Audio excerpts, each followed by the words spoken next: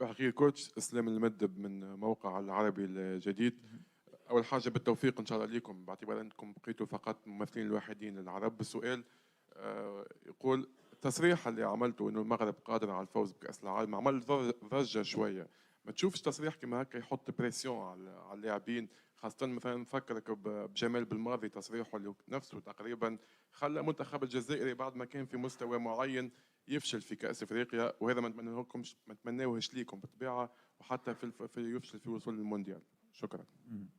لا، خصهم غير يفهموا شنو قلت. انا ما قلتش غنديو الكوب دو موند، ولا واخا بغينا نديوها بحال اللي بغيت نقول.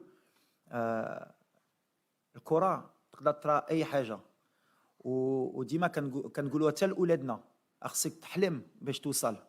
ولا قلتي واحد الولد بناي ما يقدرش يكون شي حاجه في حياته، عمره ما يقدر يديرها. وحنا دابا حنا لافريك عمرنا ما دينا كوب دو موند. علاش ما نحلموش بها وعلاش ما نقدروش نديروها؟ هذه سان ميساج دو بوزيتيف بور لافنير، وهادشي اللي كنقول للدراري. حتى حنا ولا دخلنا غنقولوا عمره ما نقدروا نديو الكوب دو موند، غنخسروا غدا. لا بالعكس، علاش ما نديوهاش؟ وعلاش نتوما الصحافه عربي وافريقي ما تقولوش يقدروا يديوها باش تحتوا هاد لي زون بوزيتيف؟ ولا تقولوا اش كيقول هذا بن مادي يهدر وركراكي كيهدر حشومه واحد بلاد ديال لافريك عمره ما يقدروا يربحوها. لا، علاش عندك واحد الولد د مدينه صغيره، هو اليوم هو جالس معاك وكيلعب 8 فينال كوب دو موند.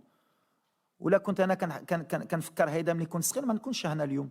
دونك انا كنقول لك علاش لا ما ندوش كوب دو موند ان شاء الله، وغدا غنتقاتلوا باش ندوزوا الدور الثاني. يمكن ما غاديش ندوها، هاك حلمنا بها وغنتقاتلوا بها باش ان شاء الله يمكن 20 سنه ولا 30 سنه يمكن المغرب ديها ولا السنغال ولا شي فرقه، وغيقولوا كان المغرب كان يقولوا يقدروا يديروها.